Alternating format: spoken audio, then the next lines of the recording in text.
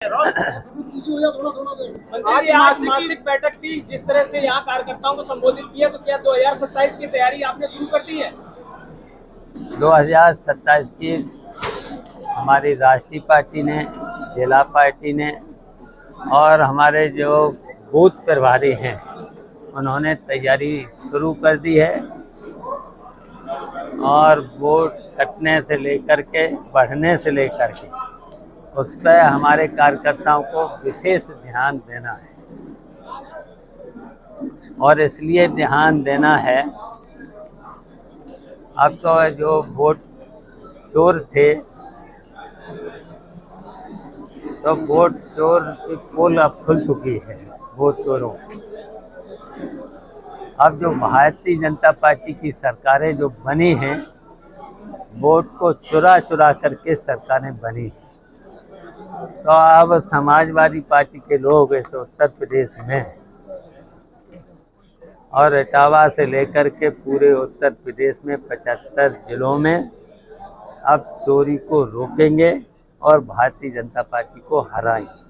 क्या लग रहा है कि पाकिस्तान लगातार हमला करता है और एशिया क्रिकेट मैच भी होने जा रहा है इंडिया पाकिस्तान का, तो किस तरह से आप शहीद के परिजन भी इसका विरोध कर रहे हैं मैच का?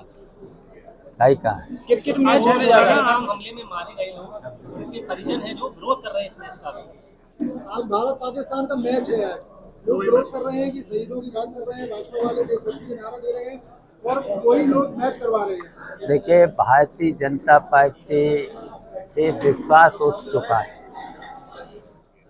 जनता का विश्वास उठ चुका है। पहलगांव में जो घटना हुई थी, बताओ, पहलगांव जैसी जगह पर कहीं पर भी मिलिट्री नहीं, कहीं फोर्स नहीं, तो बताओ किसकी गलती थी? ये तो सरकार की गलती थी, केंद्र सरकार की गलती थी, गृह मंत्री की कमी थी। तो उसी की वजह से ये सब घटनाएं हुई, तो वो विरोध कर रहे हैं। तो लोकतंत्र में तो ये अधिकार है, उनको अधिकार है विरोध करने का।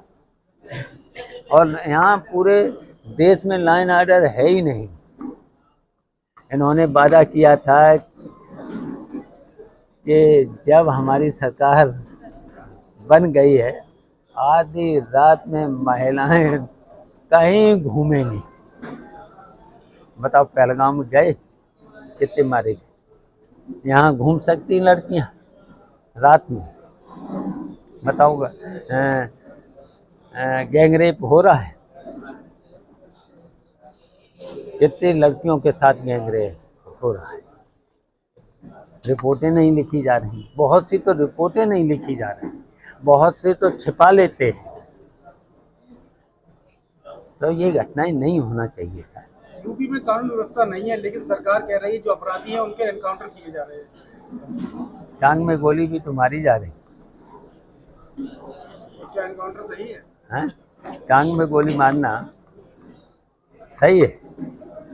तो तुम दिखाते हो कहीं? यहाँ हमसे तो पूछ रहे, तुम लोग भी तो सहयोग करो। लेकिन आज तुम्हारी भी तो जिम्मेदारी है, हमारी जिम्मेदारी है, तो तुम्हारी भी जिम्मेदारी है। लोकतंत्र में चौथा स्तंभ हो मीडिया, तो मीडिया बिक चुकी है, खरीद लिए और बिक गई।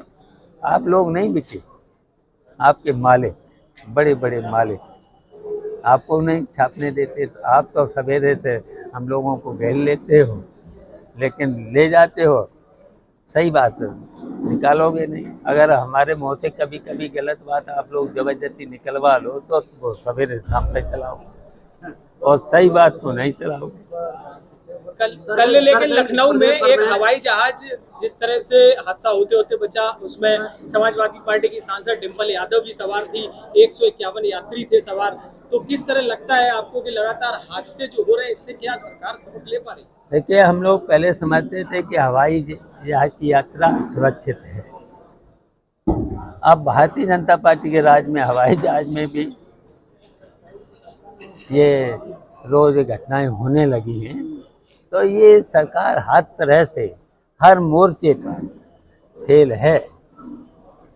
ये तो केवल उगाही में लगे हैं, पूरा लूट लिया है, पूरे प्रदेश की जनता को लूट लिया है।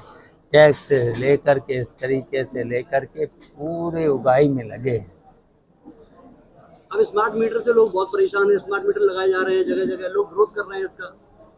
देखिए, स्मार्ट मीटर इतनी तेजी से भाग रहे हैं, जो बिल पहले आता था 2000, वो बिल पहुंच गया 5000, 7000, इतनी स्पीड में भाग रहा है। इतनी महंगी बिजली प्रधानमंत्री कहाँ से है?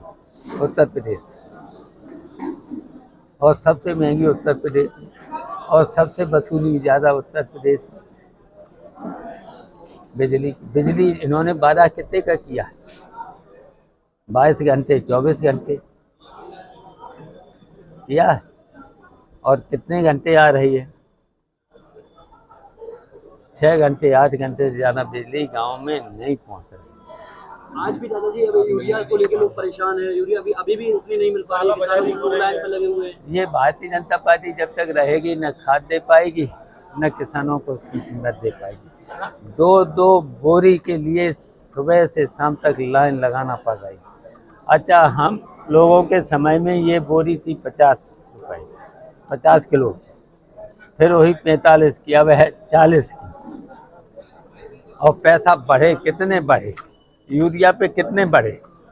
यूरिया पे हम लोगों के ज़माने में आती थी शायद 200 कुछ की, अब कितने की है? कितने की है?